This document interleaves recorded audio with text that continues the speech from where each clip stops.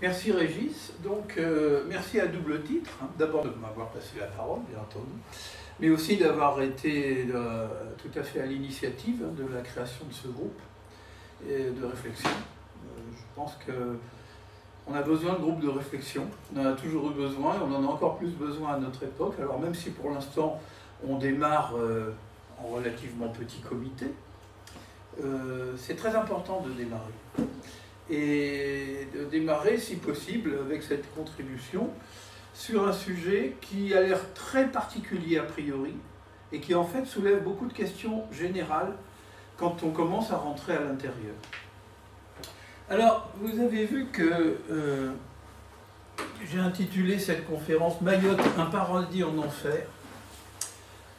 Si on veut pousser les métaphores un peu loin, on pourrait dire de l'odeur des parfums, puisque vous savez que Mayotte était considérée autrefois comme l'île des parfums. On passe de l'odeur des parfums progressivement à l'odeur de la poudre.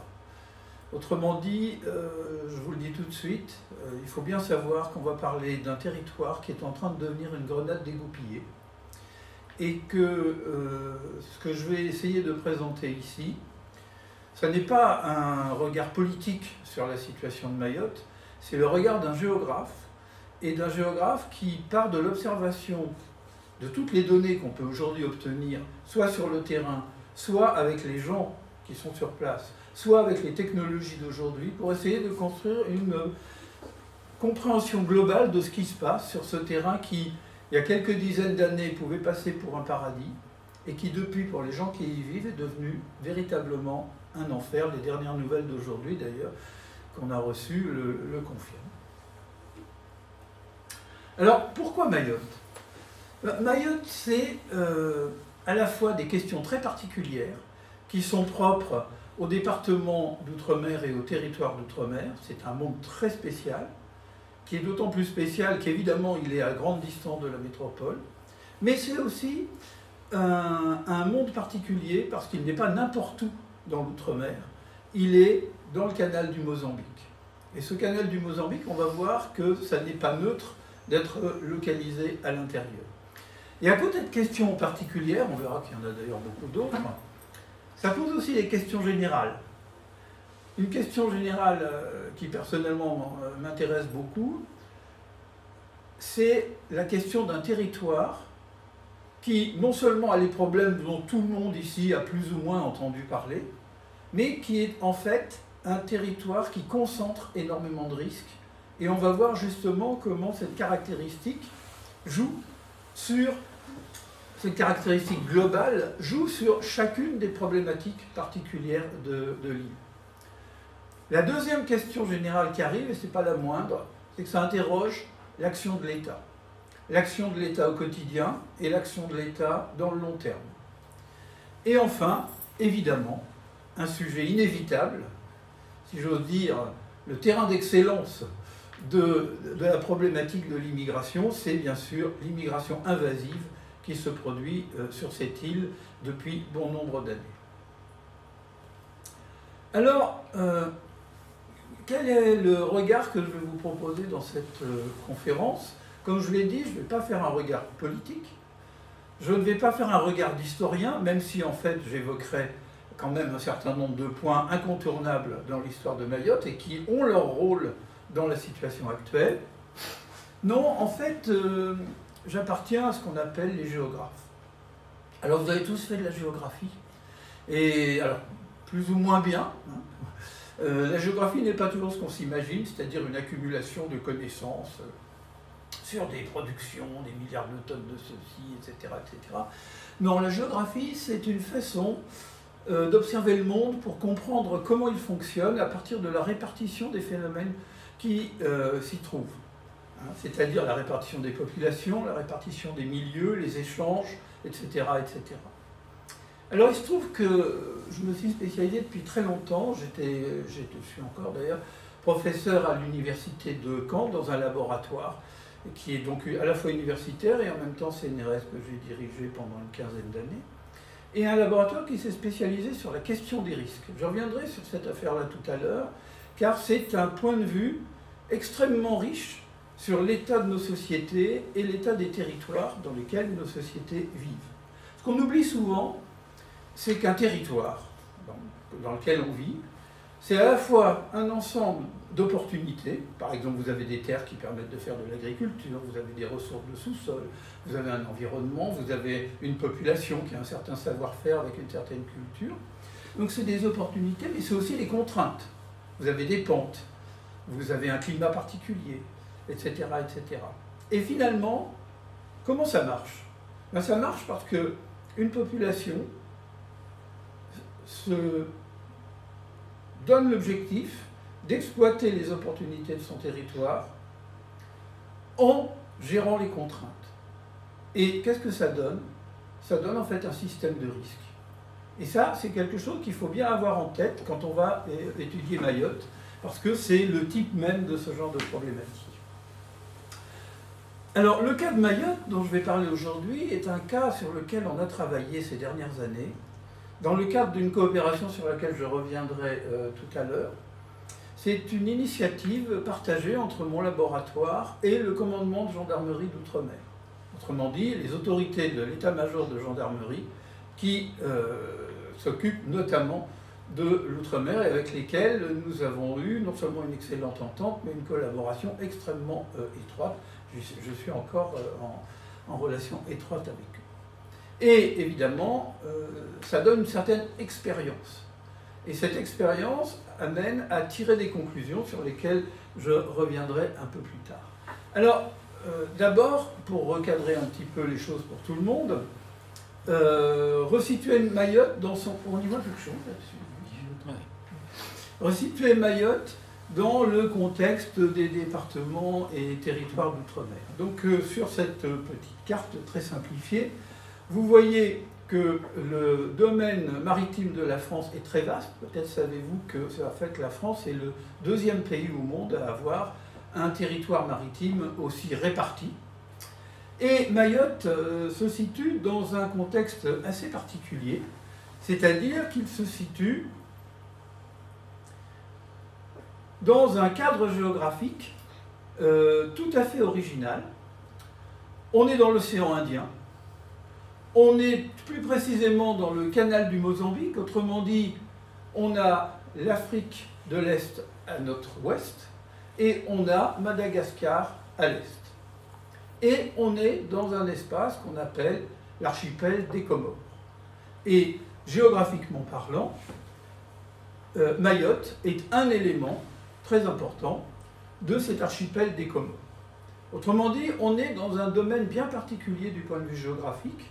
Et on va voir que ce fait d'être dans le canal du Mozambique n'est pas neutre dans la destinée de Mayotte.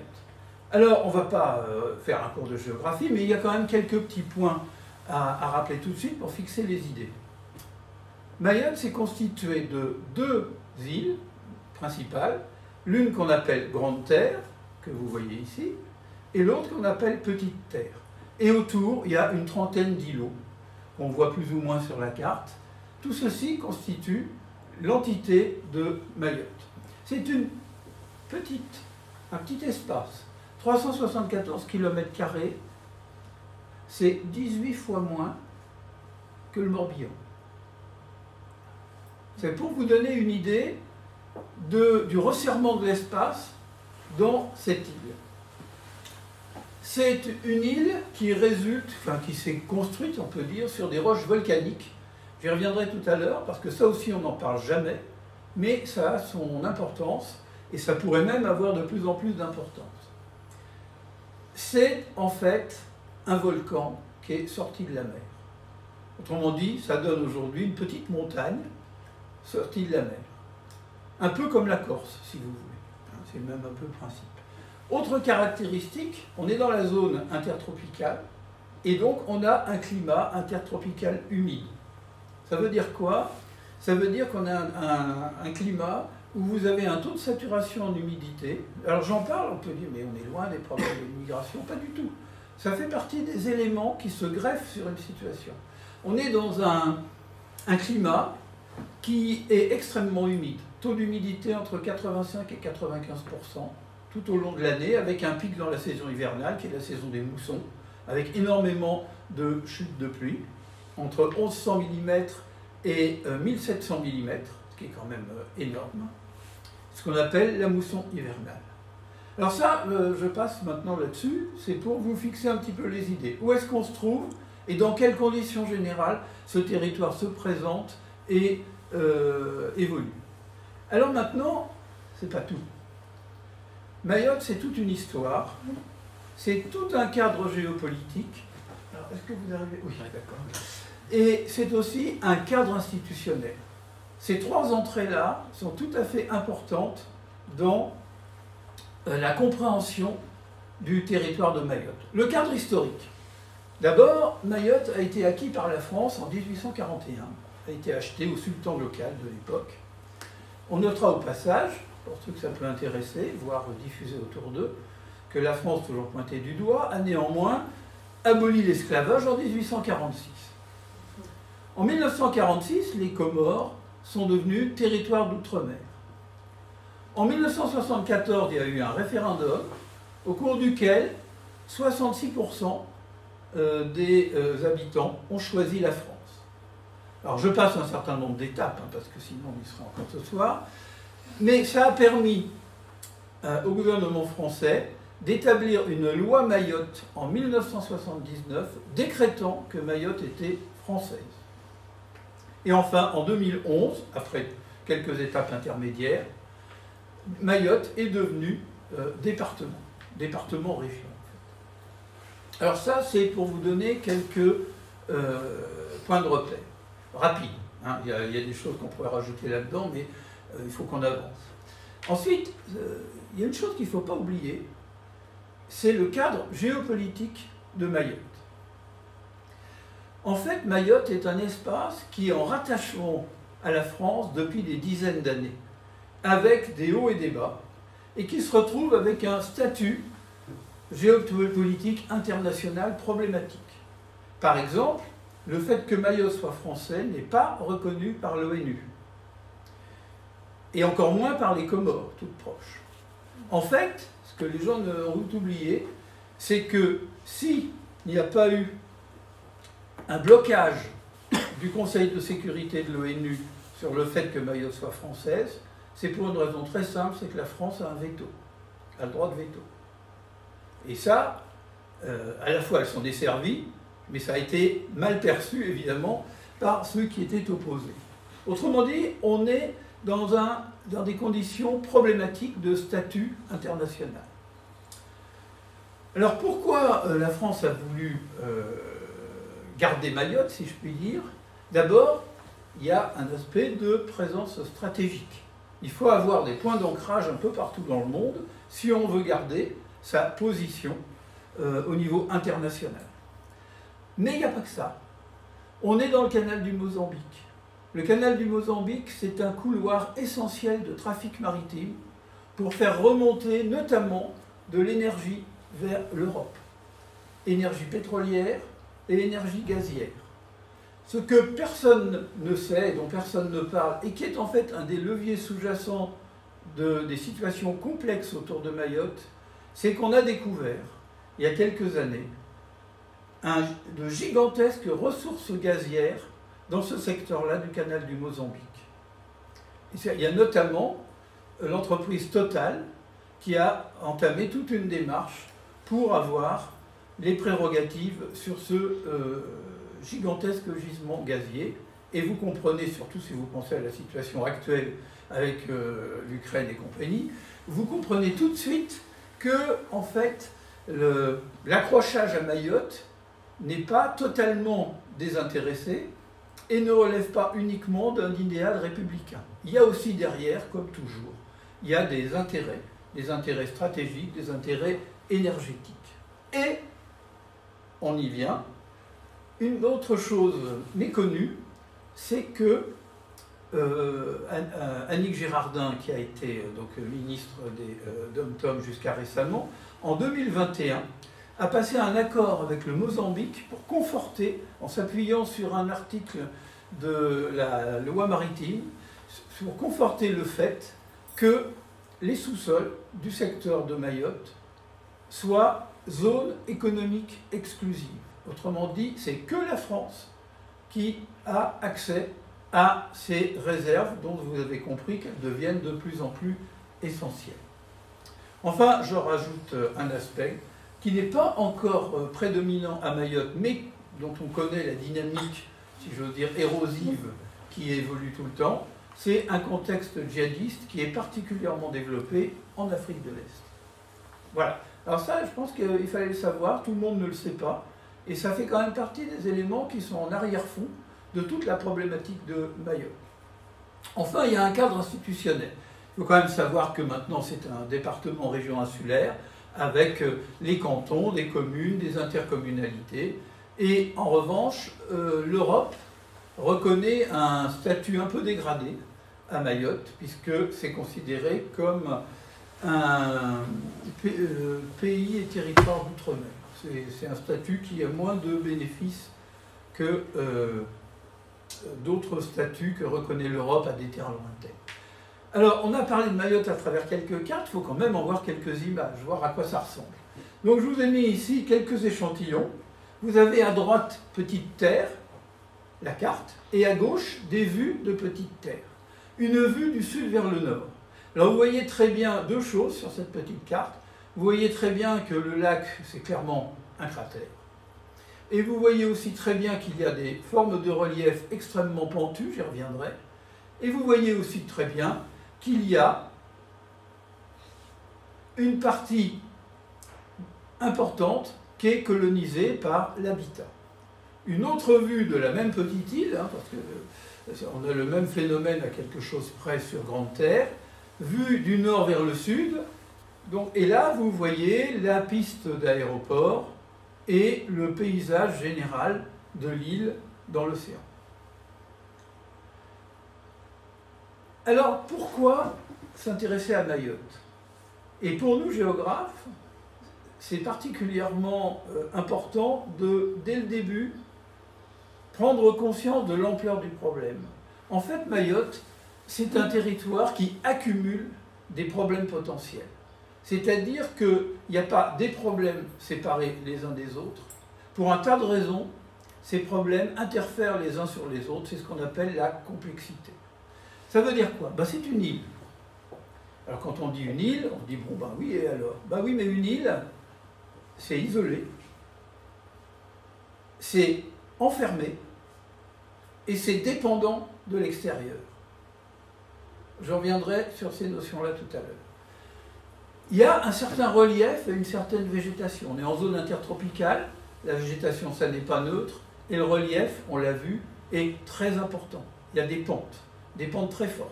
Les pentes très fortes, c'est des contraintes pour le développement, c'est des contraintes pour le bâti, pour la voirie, pour les réseaux énergétiques. Il y a un voisinage problématique. Le Mozambique, Madagascar et surtout les Comores. Une zone climatique contraignante. J'ai parlé de l'humidité tout à l'heure, mais c'est aussi bien autre chose. C'est des ouragans potentiels. Et il y en a eu. Et dans ces contextes-là, les ouragans prennent une importance énorme. C'est aussi une production économique locale très réduite. Je ne rentrerai pas dans les détails, mais il faut savoir par exemple que ce que produit Mayotte, autrefois Mayotte produisait une petite agriculture vivrière et des produits pour les parfums utilisés en Europe. En fait, Mayotte produit essentiellement un peu d'agriculture, de la pêche et de l'aquaculture. Quasiment rien d'autre. Ça se traduit, par exemple, par un bilan de la balance commerciale qui est terrible. Mayotte exporte un peu plus de 11 millions d'euros par an, mais importe 520 millions d'euros par an.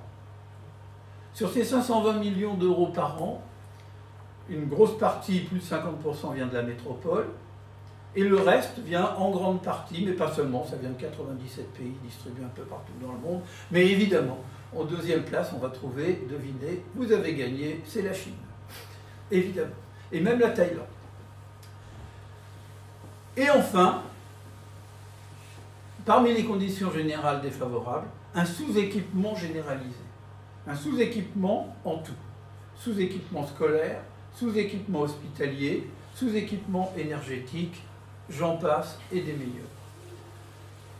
Alors, quand on fait ce premier bilan, sur lequel je donnerai des exemples tout à l'heure, on se dit, ça se présente pas très bien. Mais c'est une situation qu'on rencontre beaucoup dans les pays de ces secteurs-là, et notamment dans les îles.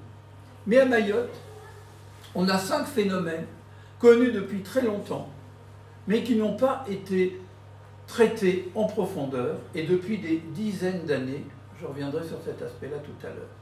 On a une démographie absolument galopante, un espace qui n'en peut plus, je reviens sur cette notion d'île. Une île, c'est quelque chose d'isolé. Vous êtes en mer, vous êtes loin de tout, il y a des phénomènes qui ne peuvent pas continuer de s'étendre éternellement, et quand ils ne peuvent plus continuer de s'étendre continuellement, ils reviennent sur eux-mêmes, ça donne des facteurs de concentration et de surdensité qui créent d'énormes difficultés. Donc une saturation de l'espace disponible, une immigration illégale de fait hors de contrôle, une extrême pauvreté et une insécurité générale. Là, j'ai pointé 5 facteurs fondamentaux qui vont faire en sorte que les conditions déjà défavorables vont devenir franchement dramatiques. Et on va passer en revue comment se traduisent ces différents phénomènes. Une démographie effrénée. On est passé en gros de 50 000 habitants, et on verra tout à l'heure qu'on est encore loin du compte avec les données officielles, c'est d'ailleurs un des vrais problèmes de fond de Mayotte, à aujourd'hui une estimation officielle, je dis bien officielle, je reviendrai là-dessus, d'environ 290 000 personnes. On démarrait en, disons, 1960-70, on arrive aujourd'hui, là le graphique s'arrête un peu avant, mais on arrive aujourd'hui à pas loin, disons 290 000 personnes comptées. On a donc des phénomènes de concentration et donc de densité qui sont gigantesques. Plus de 700 habitants au kilomètre carré. Donc vous avez vu sur les cartes que cet indicateur statistique ne traduit pas réellement la réalité, puisqu'il y a la moitié ou les 2/3 de l'île qui sont absolument impraticables. Donc vous voyez qu'il faut bien réfléchir avec les données statistiques. Avec un record, toute catégorie, petite terre, 2700 habitants au kilomètre carré. Un taux de natalité considérable, 40 pour 1000. Une fécondité par femme au minimum de 4,2 enfants. Je vous rappelle qu'en métropole, on est à 1,9. Une population extrêmement jeune, un Mahorais sur 2 à moins de 17 ans. Et enfin, l'augmentation régulière de la population, avec quelques petites fluctuations interannuelles, elle est proche de 4%. Autrement dit, on a là un mécanisme puissant, durable et ininterrompu. Alors, le taux de nage, je peux vous couper ou après? On verra peut-être après, ça sera plus simple. Le deuxième aspect, c'est la saturation de l'espace disponible. Alors je vais passer assez rapidement parce qu'on en a déjà parlé un petit peu. On a réalisé, avec nos méthodes d'analyse, des cartes qui permettent de suivre l'évolution de la progression du bâti, on reviendra sur cette notion de bâti tout à l'heure, dans l'espace, par exemple sur Petite Terre, de 1982 à 2017. Alors qu'est-ce que vous voyez? Au départ, le bâti, là où les gens habitent et éventuellement travaillent, est concentré dans la partie la plus favorable de l'île, là où les reliefs sont praticables. Mais à mesure que le temps passe et sous la pression démographique, tout se répand et tout envahit. Sauf que on arrive au secteur où on a des pentes de 10 à 15%, voire davantage, et à partir de ces pentes-là, il n'y a plus moyen. il n'y a plus moyen de bâtir véritablement, les voies de circulation, c'est pas possible, et la construction des réseaux de desserte d'énergie et d'assainissement est plus que problématique. Donc on arrive progressivement à un espace qui est en saturation. J'espère qu'on voit clair. Oui, ça va. Une autre image qui là se passe sur grande terre, en relief et perspective. C'est une autre méthode d'analyse, je ne vais pas rentrer là-dedans, mais c'est pour vous montrer. Vous voyez, en 1950, les taches mauves sont majoritaires dans l'espace habité et remontent à l'intérieur des terres. En 1989, on voit qu'elles sont réduites et que l'espace bâti se développe à l'intérieur. En 2015, les différents espaces qui étaient séparés d'espaces bâtis se sont rejoints et les terres cultivables se sont réduites. Alors, à partir de ces constats-là, on est à la recherche d'indicateurs.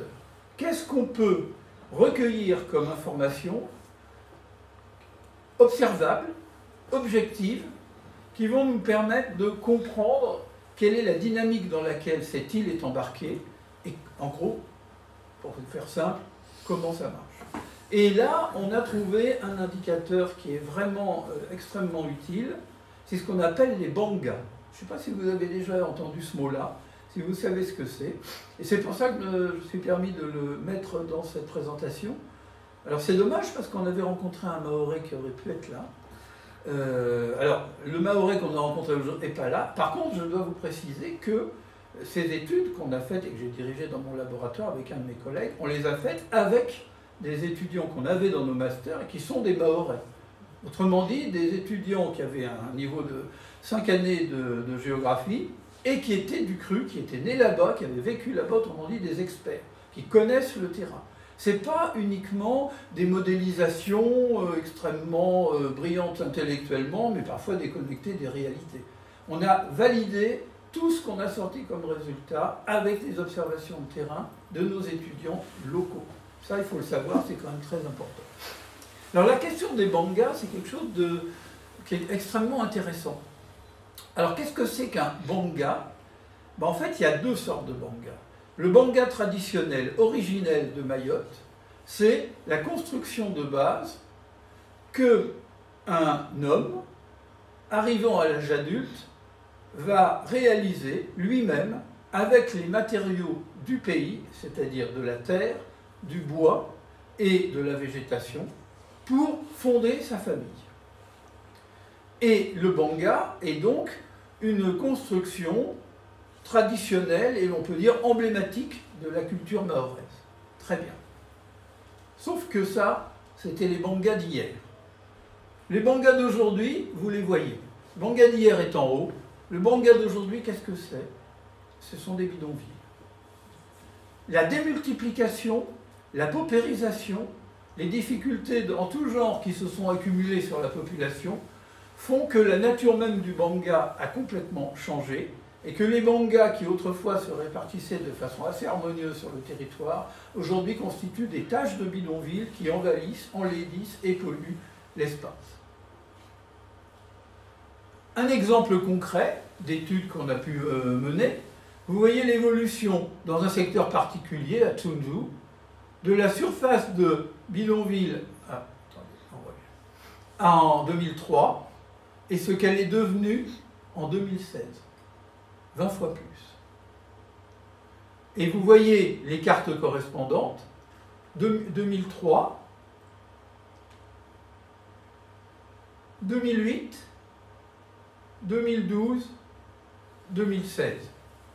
Vous voyez que toute la partie de végétation a disparu, tout a été envahi par des constructions qu'on appelle bangas, mais qui sont en fait purement et simplement des bidonvilles, ou ce qu'on appelle assez pudiquement et hypocritement de l'habitat informel.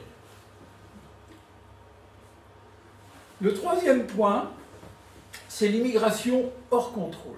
Alors là, on pourrait passer des heures là-dessus. Je pourrais en vous raconter, parce que le fait d'avoir travaillé non seulement avec nos outils, les bases de données, la cartographie, les statistiques et tout ça, mais surtout d'avoir travaillé avec la gendarmerie d'outre-mer et d'avoir travaillé avec nos étudiants locaux de Mayotte, c'est un stock inépuisable d'informations. Alors d'abord, il faut savoir que cette immigration, depuis le temps qu'elle dure, c'est-à-dire des dizaines d'années, c'est un flux permanent et en croissance ininterrompue. Aujourd'hui, il faut savoir que plus de la moitié de la population adulte de Mayotte est d'origine étrangère et illégale. C'est considérable. Alors, cette situation a beaucoup d'effets et elle favorise toute une activité clandestine, notamment de trafic de passeurs, de travail clandestin, mais elle s'explique aussi par le fait que énormément de personnes, et notamment de femmes, qui viennent sur Mayotte, elles viennent pour des raisons médicales, et en particulier pour accoucher, et à l'occasion bénéficier du droit du sol. La plus grande maternité de France, c'est à Mayotte. 10 000 accouchements par an. On ne fait pas dans le détail. D'accord? Alors en face de ça, on a des forces de l'ordre, essentiellement la gendarmerie, qui sont mises en place pour gérer le territoire et faire face à cette immigration. Alors il y a environ, il y a deux forces de l'ordre différentes, mais qui se complètent. Il y a la gendarmerie classique et les gardes mobiles. En gros, à peu près 440 gendarmes, équipés d'un navire intercepteur et de Zodiac, un hélicoptère et un radar. Ça n'est pas rien, mais c'est complètement démesuré par rapport au flot ininterrompu et aux formes d'immigration clandestine qu'on observe sur place. Par exemple, un radar c'est très bien, mais un kwassa, c'est-à-dire une petite barcasse qui fait à peine la largeur de la pièce, on ne les détecte pas. Et les trafics passent de nuit, on ne les voit pas, etc., etc. Il y a des complicités locales. Il y a un système très au point pour que les passeurs arrivent en faisant escale au bon moment, là où par exemple passe le navire intercepteur, aille se planquer dans les récifs ou dans les îlots qui sont au voisinage. Autrement dit, appelons les choses par leur nom, malgré tous les efforts des gendarmes, et ils sont les premiers à en être désolés, il faut vraiment les donner beaucoup de mal, au péril de leur vie dans d'autres contextes, je le rappellerai tout à l'heure, c'est une passoire. C'est une passoire parce que les moyens qu'ils ont sont dérisoires par rapport à la pression qui est présente. Alors, ils attrapent quand même du monde. Mais c'est là qu'on entre dans des subtilités qui prêteraient à sourire si en fin de compte elles n'étaient pas tragiques.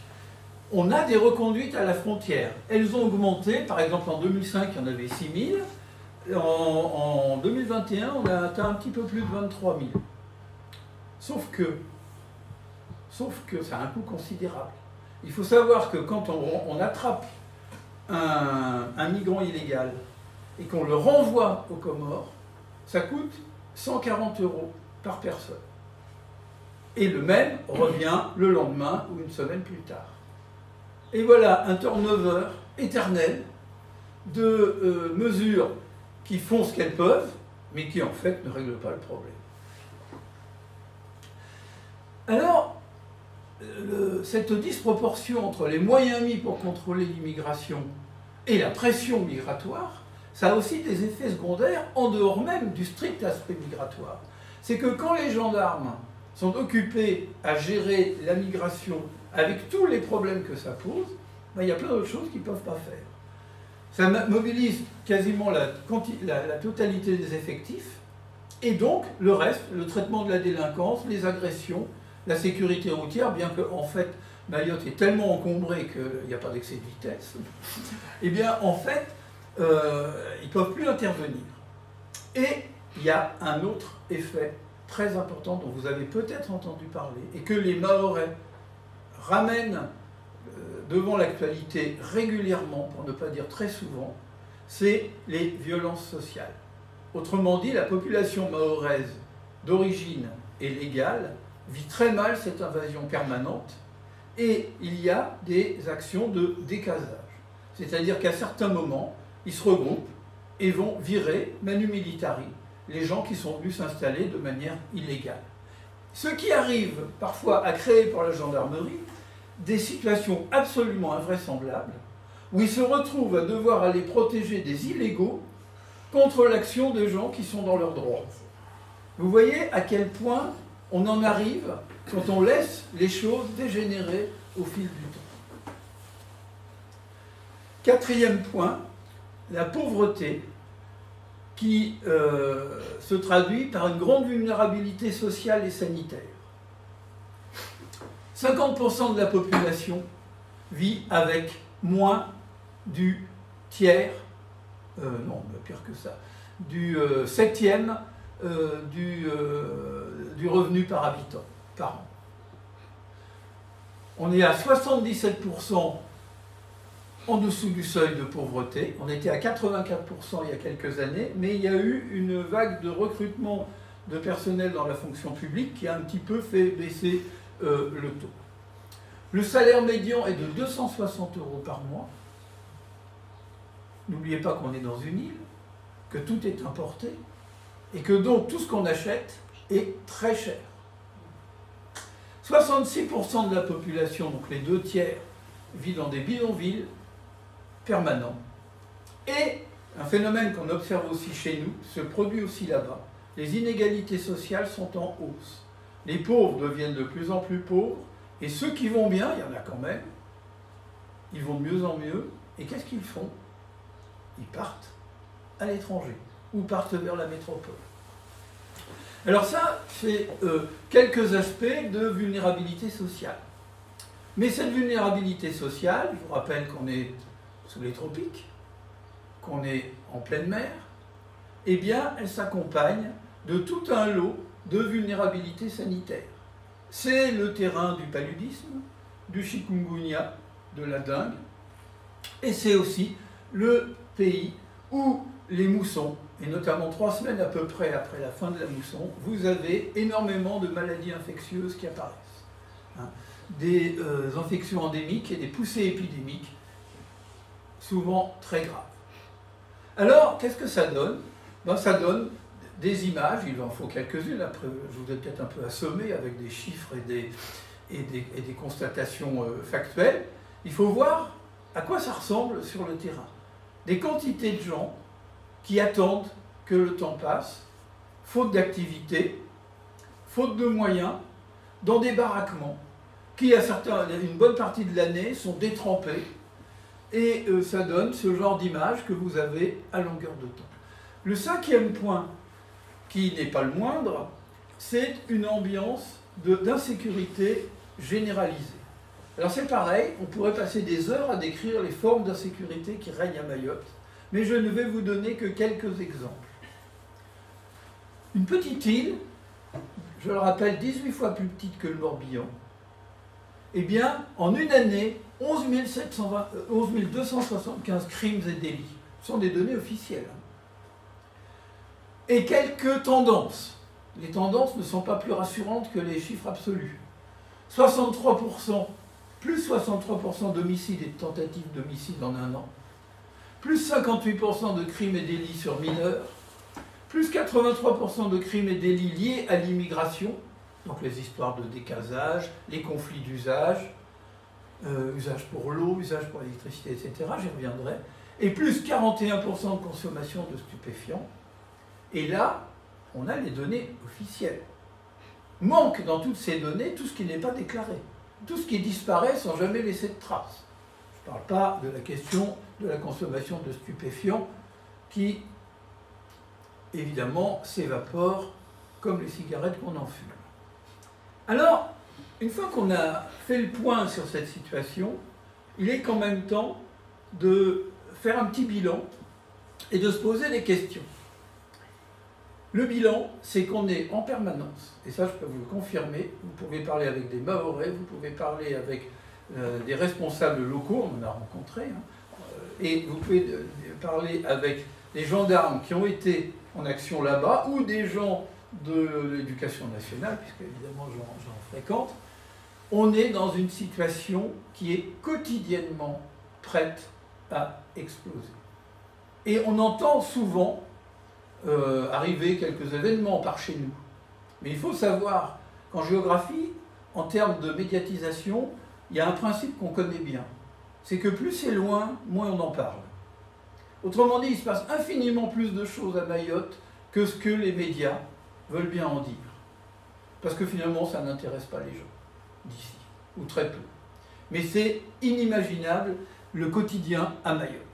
Par exemple, c'est un territoire qui est en permanence en train de jongler avec le manque, la pénurie, les pannes. Plus d'eau, plus d'électricité, assainissement bloqué, voies de circulation impraticables. Les services publics sont totalement saturés et inefficaces. Et enfin, l'insécurité est permanente. Vous êtes toujours en situation de subir une agression. Énormément de maisons sont cambriolées plusieurs fois par an. Alors, ça c'est un constat. Il faut en tirer aussi une conclusion générale. Et c'est là qu'on rentre un peu dans ma partie qui est la géographie des risques. C'est que, en fait, un territoire qui est dans cette situation, le moindre événement, dans un domaine ou dans un autre, va tout de suite avoir des répercussions incontrôlables, va générer des effets de chaîne. Et finalement, une crise majeure va en résulter par propagation. On est dans un espace restreint, tout le monde se marche dessus, tout le monde est à cran, il manque plein de choses, rien ne fonctionne, il faut une petite étincelle et tout dégénère. Il y a eu, vous avez entendu parler ces dernières années, d'événements qui se sont produits là-bas. Et en face de ça, que peut faire ou que fait l'État? Mais en fait, l'État, pour des raisons sur lesquelles je reviendrai ensuite, est réduit à un rôle de spectateur ou alors d'acteur qui est limité au traitement des urgences. Autrement dit, les symptômes des problèmes, mais pas le traitement des causes profondes des problèmes. Il faut l'admettre, l'État est dépassé et on va voir qu'il y a différents niveaux de raisons qui expliquent ce dépassement. En fait, d'abord, l'État, vous le savez bien, chez nous c'est la même chose, il est organisé en secteurs. Hein, vous avez l'économie, vous avez les finances, vous avez l'environnement, vous avez l'école, etc., etc. Ces secteurs ne se parlent pas. Ces secteurs n'échangent pas d'informations. Ces secteurs défendent leur précaré. Le résultat, c'est qu'il n'y a jamais d'action globale, coordonnée, pour traiter les problèmes dans leur ensemble et mettre en place des dispositions ou des débuts de dispositifs de solutions qui soient pensés les uns en fonction des autres pour que ça fonctionne au bout d'un moment. Donc il y a déjà un problème fondamental qu'on connaît en France, mais qui là-bas tout de suite prend des proportions considérables. Autrement dit, on est dans une situation de risque permanent. Et c'est l'ambiance de la vie à Mayotte. Qu'est-ce que c'est qu'un risque? Pour qu'il y ait un risque, il faut réunir 4 facteurs de base. Il faut d'abord qu'il y ait un enjeu, c'est-à-dire par exemple une population, ou des installations matérielles, ou industrielles, etc. Il faut qu'il y ait donc un enjeu humain et ou un enjeu concret, matériel, voire économique. Il faut qu'il y ait des aléas, des événements qui vont endommager le système. Il y a une foule d'événements qui peuvent endommager le système là-bas. Par exemple, un ouragan. Par exemple, le volcanisme. On a découvert il y a quelques années qu'un volcan extrêmement important est en train de sortir à quelques kilomètres, une cinquantaine de kilomètres de Mayotte, avec des séismes, des tremblements de terre qui vont provoquer des tsunamis, donc en fait des raz-de-marée, qui peuvent tout à fait venir envahir le littoral de l'île. Mais c'est aussi un terrain très pentu, soumis à d'importantes chutes d'eau, donc énormément de glissements de terrain. Rajoutez à ça les violences sociales, rajoutez le potentiel de maladies qui rôdent en permanence sur ces terrains-là, voilà des facteurs d'aléas qui sont considérables. Or, on est sur une île, donc on est resserré, on est coincé, on est dans des situations d'exposition. Et on a affaire à une population qui est pauvre, peu organisée, qui vit dans des conditions extrêmement précaires, donc la vulnérabilité est considérable. Le bilan, à ce stade-là, on peut dire qu'il n'est pas vraiment positif. Mais derrière, il y a d'autres problèmes. Et notamment, un problème que peu de gens connaissent, parce qu'il faut le subodorer et ensuite il faut l'étudier, c'est que non seulement l'État a laissé courir depuis extrêmement longtemps, mais l'État ignore même des données fondamentales qui expliquent la gravité de la situation. Et là, on entre dans un terrain très délicat parce que c'est dérangeant. Et c'est là où c'est justement intéressant d'oser dire ce que personne ne veut dire. C'est-à-dire que les données officielles sur un certain nombre de problèmes sont sous-estimées. Et nous, on travaille beaucoup avec l'IGN et l'INSEE. Ce sont des organismes extrêmement sérieux. L'Institut géographique national et l'Institut national des études statistiques et économiques ce ne sont pas des plaisantins. Ce sont des gens très sérieux avec des moyens qui ont fait les recensements, qui font les images aériennes, la cartographie, tout un tas de choses. Très bien. Mais ils le font très bien en métropole. Pourquoi? Parce que la métropole est structurée de manière telle que leur protocole d'enquête fonctionne.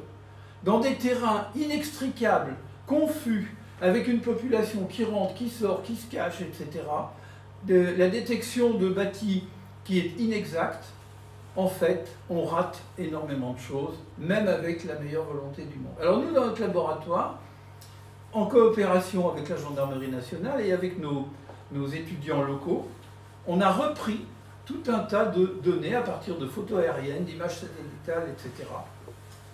Et on a utilisé, retour à ce que je disais tout à l'heure, l'indicateur clé de la situation à Mayotte, c'est-à-dire les bangas. On a remesuré réellement et réaffecté réellement le bâti à Mayotte et suivi son évolution dans le temps. Et c'est là qu'on se rend compte que quand on prend la peine de faire les choses avec des méthodes et des outils, on obtient des résultats très différents des résultats officiels. Et on a dû, pour cela, redigitaliser plus de 91 000 bâtiments et on obtient des résultats qui sont assez perturbants. On voit ici, par exemple, qu'il y a une sous-estimation importante du bâti habité et donc de l'effectif de population correspondant entre ce que dit l'IGN et ce que nous, on détecte. En bleu d'un côté, en rouge de l'autre. Et vous voyez que ça n'est pas rien. Ce n'est pas quelques bâtiments à droite à gauche. C'est d'énormes proportions. Et donc ça pose le problème de la fiabilité des recensements. On a travaillé sur 4 des principales communes de Mayotte. Sur les données de 2016, officiellement, on est arrivé à 135 000 habitants. Avec nos méthodes, photo-interprétation, expertise locale, etc., on arrive à 2 fourchettes, une basse et une élevée. Donc vous voyez qu'elles sont sans commune mesure avec les valeurs précédentes. Fourchette basse, 208 000 contre 135 000. Fourchette haute, 600 000. La réalité doit être entre les deux. Alors pourquoi? Tout simplement parce que les méthodes qu'utilisent les organismes officiels, c'est-à-dire de se déplacer pour aller enquêter, interroger les gens, ça ne marche pas dans ces pays-là. D'abord, la moitié de la population est illégale. Dès qu'ils voient arriver ou qu'on leur dit que quelqu'un arrive, tout le monde se carapate, bien entendu. C'est normal. Et déjà, le terrain lui-même est extrêmement difficile. Ce qui fait que, alors, est-ce que vous arrivez à lire là? Oui, c'est ça qui est intéressant. Les références qu'on prend pour évaluer la situation sont biaisées dès le départ. Exemple, dans l'estimation de l'INSEE, on compte 4,6 personnes pour 36 mètres carrés dans un habitat insalubre, donc un banga en tôle, etc. Et 3,8 personnes pour 82 mètres carrés dans un habitat salubre, c'est-à-dire un banga en bonne et due forme. Eh bien, en fait, quand on reconstitue la réalité, on arrive à 10 personnes sur 36 mètres carrés et 7 personnes sur 82 mètres carrés. Autrement dit, On n'est plus du tout dans les mêmes proportions. Et donc, effectivement, et ça a été corroboré par des gens du coin, des gens qui ont vécu là-bas, qui sont sur le terrain. Ce ne sont pas des élucubrations statistiques. Donc, il y a un vrai problème.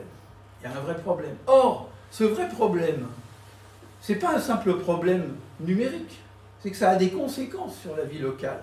Par exemple, sur l'estimation des risques pour les populations. Alors, 2-3 exemples vite fait. Les risques, par exemple, liés à l'électricité. Je vous ai dit tout à l'heure que la situation de Mayotte faisait qu'en dehors des réseaux officiels, l'accumulation d'habitants illégaux génère des installations complètement invraisemblables de récupération d'électricité, de revente d'électricité, bref, de trafic, et ça peut avoir des conséquences très importantes. Par exemple, sur le secteur qui a été étudié ici, 1500 foyers sur petite terre peuvent fournir illégalement de l'électricité à des mangas illégaux. Ça veut dire trafic d'énergie, piratage de lignes, coupure intempestive et risque d'électrocution. La desserte en eau, c'est un problème essentiel dans des pays qui sont sous ces climats. Avoir une eau qui non seulement est disponible, mais est saine. Eh bien, en fait, plus de 2200 foyers sur petite terre peuvent fournir de l'eau illégalement aux Bangas, mais dans des conditions que vous pouvez imaginer. Des branchements sauvages, des fuites partout, autrement dit, une insalubrité généralisée. Et donc, cette situation, c'est des trafics divers, des coupures, des contaminations, des maladies et des conflits d'usage. Les gens peuvent se battre pour de l'électricité ou se battre pour de l'eau.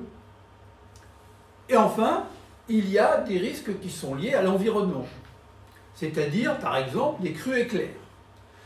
On a testé sur différentes communes, ici il y en a 4, les conséquences de crues rapides, c'est-à-dire que vous êtes en période de mousson, il y a des chutes de pluie extrêmement violentes et donc il y a des débordements de cours d'eau.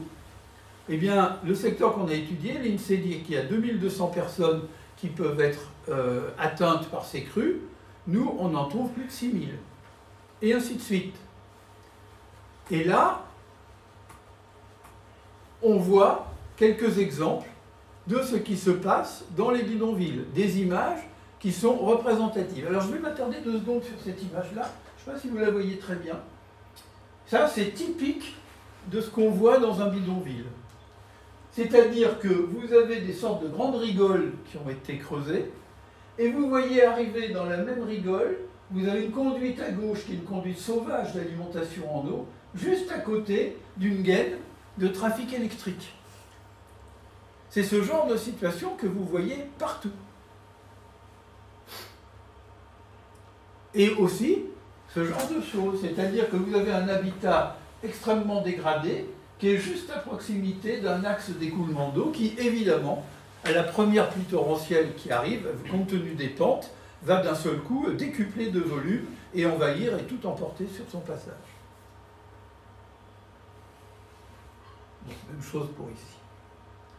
Et le paysage courant dans ces milieux-là. C'est-à-dire une accumulation de détritus partout, parce que, évidemment, le ramassage des ordures ne peut pas être assuré, que l'assainissement est complètement déficient, etc. Alors, il peut aussi se produire, suite à des tremblements de terre, et notamment avec les mouvements volcaniques qui sont en train d'apparaître dans le secteur, le résultat classique d'un tremblement de terre en mer, c'est un tsunami, c'est-à-dire une vague énorme qui se forme et qui vient s'abattre sur les côtes. Ben là, pareil, dans un secteur qu'on a identifié ici, je ne rentre pas dans les détails, 18 000 personnes potentiellement touchées pour l'INSEE, plus de 25 000 avec nos calculs. Donc vous voyez que on arrive dans une situation qui devient extrêmement préoccupante, non seulement pour le présent, mais pour l'avenir. On est devant ce qu'on peut appeler un désastre annoncé. Alors évidemment, c'est un espace qui déjà au départ, on l'a vu au début, souffre d'un certain nombre de difficultés natives. Hein, l'isolement, le climat, la situation insulaire, etc. Mais en fait, les questions auraient été gérées dans la durée, de façon régulière et en concertation avec la population locale. On ne serait pas arrivé à ce constat d'une défaillance de l'État qui perdure d'année en année. En fait, on est devant un phénomène qui est particulièrement frappant et choquant à Mayotte, mais qu'on observe, vous suivez mon regard, dans pas mal de situations chez nous, c'est l'attentisme et l'aveuglement. L'attentisme, on attend, en se disant, ma foi, on gagne du temps, puis ça finira bien par s'arranger d'une manière ou d'une autre. Et l'aveuglement, c'est le déni, c'est-à-dire refuser de prendre en considération des données qu'on pourrait recueillir, mais si on les recueillait, il faudrait s'en occuper, en faire quelque chose et regarder les problèmes en face, donc agir. Et là, il y a quand même un problème considérable qui se présente. Donc il y a notamment une absence de volonté politique qui se combine à la manière dont l'État est organisé, c'est-à-dire tous ces ministères et services qui en réalité ont beaucoup de mal à communiquer entre eux et coopérer. Donc entre l'absence de volonté politique et la segmentation des forces agissantes de l'État, il y a un verrou qui bloque complètement le système. Donc, manque de moyens et de coordination entre les acteurs du territoire, qui a pour résultat que cette population, qui a toujours voulu être française, qui l'a renouvelée à travers des votes, et qui est même arrivé à faire des manifestations pour rappeler à la métropole qu'ils sont français et qu'il faudrait peut-être qu'on s'occupe d'eux aussi à ce titre-là, eh bien, il y a un sentiment d'abandon et la mise en place d'une sorte de société parallèle qui se met en quelque sorte en protestation contre l'éloignement et le fait que leurs priorités ne sont pas reconnues. Alors là, je vais citer une expérience personnelle sur cette affaire-là, puisque j'ai été mêlé à une action qu'on a donc menée avec le commandement de gendarmerie d'Outre-mer et mon labo pour agir et proposer une aide opérationnelle, hein, je dis bien parce que c'est pas parce qu'on est universitaire qu'on est toujours uniquement dans les sphères éthérées. Il y a un moment, surtout ici quand même, où il faut dire qu'est-ce qu'on peut faire pour aider. Autrement dit, on avait bâti avec l'aide de la gendarmerie d'Outre-mer et notre équipe et des partenaires locaux, notamment du centre universitaire de Mayotte, on avait bâti un projet pour au moins leur construire un système d'information cartographique qui permettait de mettre au clair l'état des lieux, dans tous les domaines que je viens d'évoquer, notamment les 5 entrées particulièrement problématiques, insécurité, pauvreté, etc., etc. On a monté ce projet-là, on a commencé à travailler dessus, gratuitement, je précise, on a commencé à avoir des résultats du genre de ceux que je viens de vous montrer, et avec le général de corps d'armée, patron du commandement de gendarmerie d'Outre-mer et nous, on est allé obtenir une réunion auprès d'Annick Girardin, la ministre des Dom-Tom de l'époque. C'était il y a quelques années. Elle nous a reçus fort gentiment avec ses conseillers. On lui a exposé les problèmes, elle a été convaincue et on n'a jamais revu. On proposait une action dont le coût, c'est-à-dire une action de recherche, alors je ne sais pas si vous êtes tout à fait au courant de comment les choses se passent là-dedans, le budget qu'on proposait pour monter ce système qui avait déjà fait ses preuves, était reconnu par un certain nombre de partenaires locaux, coûtait un peu plus de 300 000 euros. Autrement dit, à l'échelle des problèmes qui sont là et des dépenses gigantesques qui sont engagées pour essayer de boucher les trous en bas de la baignoire pendant qu'on laisse les robinets ouverts par en dessus, c'était dérisoire. Eh bien non. Qu'est-ce qu'on a vu? On a vu une ministre intéressée, mais dont on a bien senti que ça allait lui poser des problèmes. On l'a vu entourée de conseillers qui étaient certainement des gens remarquables, mais qui pensaient davantage au prochain poste sur lequel ils allaient rebondir qu'à s'occuper vraiment des dossiers qui leur étaient confiés. Et je vous le dis comme je le ressens, ça a été, que ça soit d'ailleurs pour les gendarmes comme pour nous, mais eux ils étaient déjà un peu prévenus. Mais pour nous, ça a été quand même un choc extraordinaire. Et on s'est dit, on ne va pas y arriver. Donc, pour l'instant, tout est au point mort depuis plusieurs années, alors qu'il y a moyen de... Évidemment, on est très en retard par rapport à la situation. Mais il y a moyen de faire quelque chose. Et de le faire avec les gens du coin. Il y a des bonnes volontés sur place, il y a des compétences, il y a des gens qui sont décidés, même parmi les élus. Mais voilà, ça ne prend pas, on attend, et on attend éternellement. Donc, conclusion. Conclusion, parce que j'ai peut-être été long, hein, mais la conclusion, c'est quoi? C'est qu'on est dans des stratégies politiques d'enfermement dans ce que j'appelle l'urgence d'attendre. Autrement dit, l'attentisme. On attend. On attend les élections suivantes. On attend que les choses se règlent par elles-mêmes. Si vraiment ça explose un peu trop fort, allez, on renvoie 2-3 pelotons de gendarmes, on renvoie quelques médecins, on renvoie quelques enseignants. Personne ne se précipite pour aller là-bas. Mais je peux vous donner encore un exemple, si on parle d'enseignement, qui est incroyable. Annick Girardin a dit à une époque, et c'était vrai d'ailleurs, si on veut, par exemple par rapport à l'explosion démographique, tenter de prendre à bras-le-corps le problème scolaire, eh bien il faudrait construire tous les jours une école à Mayotte. Tous les jours une école. 365 écoles par an. Alors, il y a eu des tentatives qui ont été faites, mais comme les services ne sont pas connectés les uns aux autres, un jour, on a créé un collège à Mayotte. On a créé un endroit où personne ne peut venir. Parce qu'évidemment, c'est plein de contraintes. Les voies d'accès, le relief, la localisation de la population, etc., etc.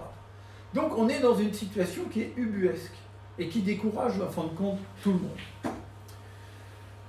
Donc, ça pose quand même un certain nombre de problèmes. Et ça pose des problèmes sur, alors que certains que j'ai évoqués, hein, sur le carriérisme des uns, une sorte d'accommodement que je trouve quand même assez douteux sur le rôle qu'on a pour l'intérêt général et républicain, quand même. Et puis, au-delà de ça, il y a un problème aussi qui est d'ordre intellectuel, qu'on retrouve sous tous les régimes et dans tous les ministères et même dans les collectivités locales. Et ça, c'est un peu particulier, ça va peut-être vous surprendre parce qu'on n'y pense pas souvent. C'est qu'on est dans des logiques depuis très longtemps où quand il y a un problème, qu'il y a des projets à monter, on regarde toujours le coût des projets. D'accord. On ne regarde jamais le coût des non-projets. C'est-à-dire, si on ne fait pas, qu'est-ce qui va se passer et combien ça va coûter au bout de 2 ans, 5 ans, 20 ans, 40 ans. C'est exactement là qu'on en est. Alors je vous remercie pour votre attention. Mes excuses parce que j'ai sans doute été plus long que je n'avais prévu. Et surtout, c'est à vous la parole.